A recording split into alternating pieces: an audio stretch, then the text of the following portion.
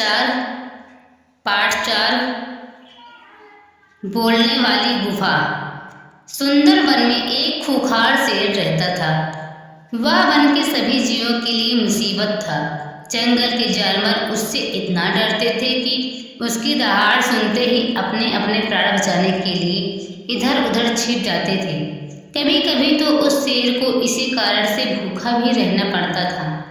एक बार शेर को कई दिनों तक कोई शिकार हाथ न लगा। वह शिकार की खोज में इधर उधर मारा मारा फिरता रहा।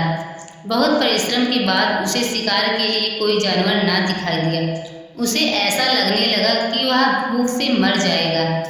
शेर शिकार की खोज में अपनी गुफा से बहुत दूर निकल आया। अचानक उसने देखा कि सामने एक बड़ी सी गुफा है जिसका द्वार खुला है। गुफा देखकर शेर के मन में विचार आया कि जरूर इस गुफा में कोई न कोई जानवर रहता होगा। के भीतर चलकर देखना चाहिए, हो सकता है कोई शिकार अंदर बैठा हो। यह सोचकर शेर गुफा के अंदर चला गया, लेकिन इस समय गुफा में कोई न था। शेर ने सोचा, मुझे इसके भीतर चुपचाप लेटे रहना चाहिए। अंधेरा होने पर गुफा में रहने वाला जानवर अवश्य ही आएगा, तब मैं उसका शिकार करके अपनी भूख मिटा लूंगा। कुछ समय बाद अंधेरा होने लगा। रात में सारा जंगल चांदनी में नहाया हुआ था। चंद्रमा के प्रकाश से सब कुछ साफ साफ दिखाई दे रहा था। जिस गुफा में शेर घुसा था वहाँ एक लोमड़ी की थी। लोमड़ी अन्य जानवरों की अपेक्षा तीव्र बुद्धि की मानी जाती है। रात होने पर लोमड़ी अपनी गुफा की ओर लौट रही थी। वह शीतल चांदनी का आनंद लेते हुए धीरे धीरे चल रही थी। अचानक उसकी दृष्टि धरती पर बने कुछ पद चिन्हों पर पड़ी। ध्यानपूर्वक देखकर उसने जान लिया कि यह पद चिन्ह किसी शेर के हैं। शेर के पद चिन्हों को देखते हुए लोमड़ी धीरे धीरे आगे बढ़ी। ऐसा करने में उसे समय अवश्य लगा, लेकिन उसने यह देख लिया कि शेर के पैरों के निशान उसकी गुफा के भीतर गई हैं।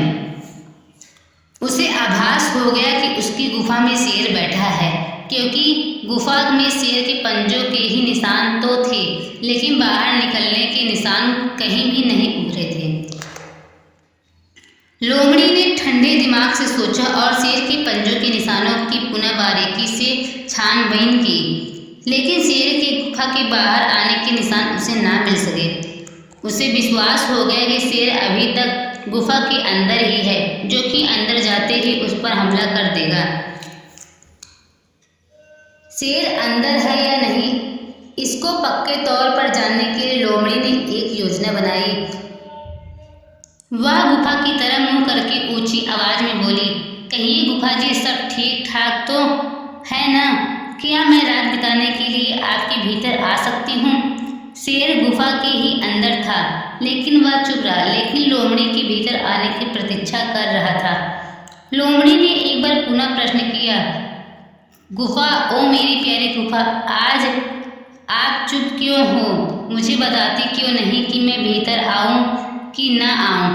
पहले तो कभी भी आप इस तरह शांत ना रहती थी। एक बार के पूछने में ही आप उत्तर दे देती थी। आज आपको क्या हो गया? जब तक आप मुझे अंदर आने के लिए ना कहोगी, तब तक मैं भीतर नहीं आऊंगी। लोमड़ी की बातों को सुनकर शेर असमंजस में पड़ गया। वह यह सोच रहा था कि अब क्या करें। वह चुपचाप अंदर ही बैठा रहा। लोमड़ी ने दोबारा गुफा में उसने कहा, मेरी प्यारी गुफा, आपके चुप रहने का रहस्य मैं जान रही हूँ। आज भीतर अवश्य ही कोई खूंखार जानवर बैठा है, जिसके कारण आप मुझसे बात नहीं कर रही हो। अच्छा, तो मैं चलती हूँ। शेर को लगा कि शिकार हाथ से निकल रहा है। उसने सोचा कि जरूर यह गुफा लोमड़ी से बात करती होगी। मेरे डर के मारे गुफा आज लोमड़ी से बात नहीं कर रही है। चलो, गुफा की तरफ से मैं ही बोलता हूँ। यह सोचकर शेर की आवाज़ बदलकर बोला, अरे जरा रुको प्यारी लोमड़ी, मैं गहरी नींद में सो रही थी, इसलिए आपसे बात ना कर सकी। अंदर सब ठीक है, आप बिना भय और संदेह के अंदर चली आओ। लोमड़ी की चाल सफल हुई। वह पहचान गई कि गुफा के अंदर से आने वाली आवाज़ शेर की है। उसे पूरा विश्वास हो गया कि शेर अभी तक गुफा के भीतर ही बैठा है। जैसे एक शेर कभी घास नहीं खाता, उसी तरह गुफा कभी बोल नहीं सकती। हुजूर, आप आराम से रात भर मेरी गुफा में रहें। शुभ रात्रि। यह कहकर लोमड़ी अपने प्राण बचाने के लिए सिर पर पांव रखकर वहां से भाग निकले।